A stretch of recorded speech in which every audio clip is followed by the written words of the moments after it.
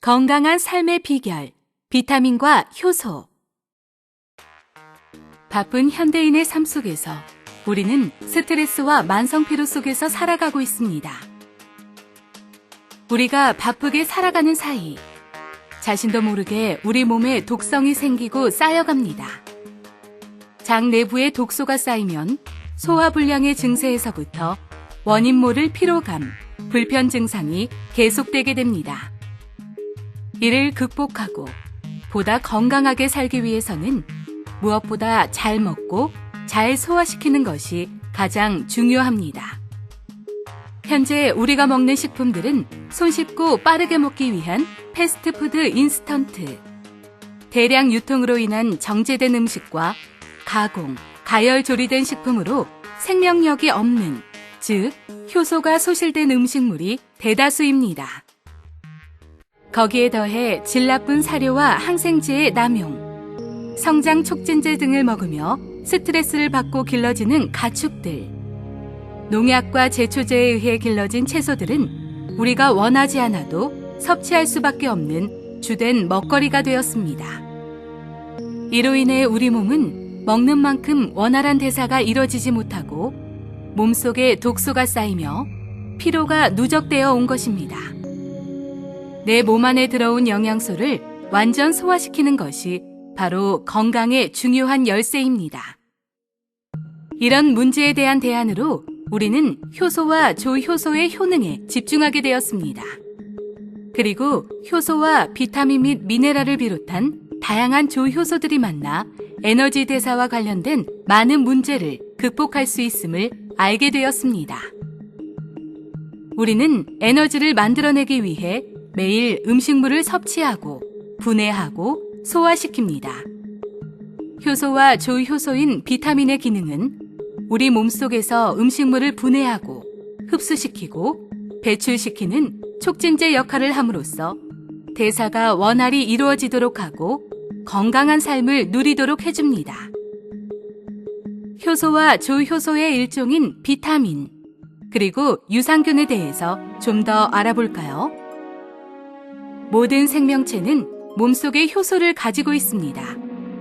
사람도 태어날 때부터 일정량의 효소를 가지고 태어납니다. 하지만 효소는 나이가 들수록 급격히 줄어듭니다. 생명체를 유지시키는 수많은 생화학 반응들은 모두 효소에 의해 이루어집니다. 세포를 만들고 수명이 다한 세포를 분해하고 외부의 적을 물리치기 위한 면역물질을 만들고 뇌세포에서는 기억물질을 만들어 저장하고 독성을 분해하여 배설하며 통신을 위한 신경전달 물질도 만듭니다. 특히 우리 몸속의 효소는 촉매작용을 하는 고분자 단백질로서 1차적으로는 식품을 분해하여 소화를 시키고 소장벽을 통해 영양분을 흡수시키는 역할을 합니다. 장은 우리가 섭취한 음식물을 소화시켜서 영양성분을 흡수하는 소화기관입니다. 음식물과 함께 온갖 세균들과 독소들이 함께 들어오는데 그것들의 침입을 방어하기 위해서 장에는 철통 같은 경계망이 준비되어 있습니다. 우리 몸의 면역세포 중 70%가량이 장에 분포하는 것도 이 때문입니다. 소화기관은 우리 몸에서 가장 치열한 격전장이고 만약 소화기관에 이상이 생긴다면 우리의 면역체계에도 문제가 생깁니다.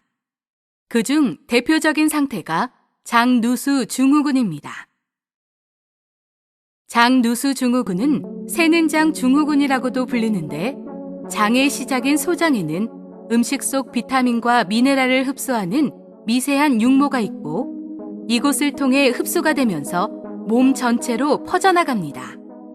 장벽은 특정 분자나 영양분을 통과시키고 그 외의 것은 차단하는데 장벽에 구멍이 생기면서 통과하지 말아야 할 음식 미립자나 독성 물질이 통과하게 되고 이것들로 인해서 면역에 문제가 생기게 됩니다.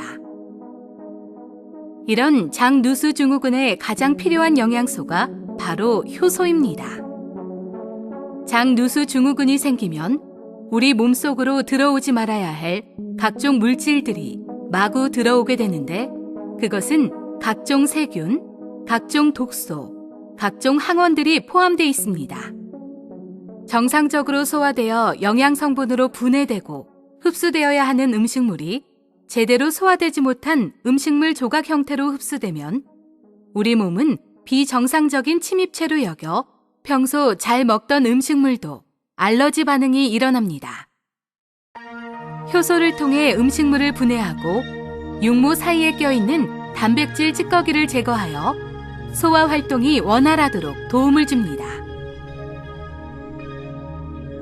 효소는 약 60조의 세포로 구성되는 신체의 운영을 도맡아 요람에서 무덤까지 전 과정을 관리하는 셈입니다.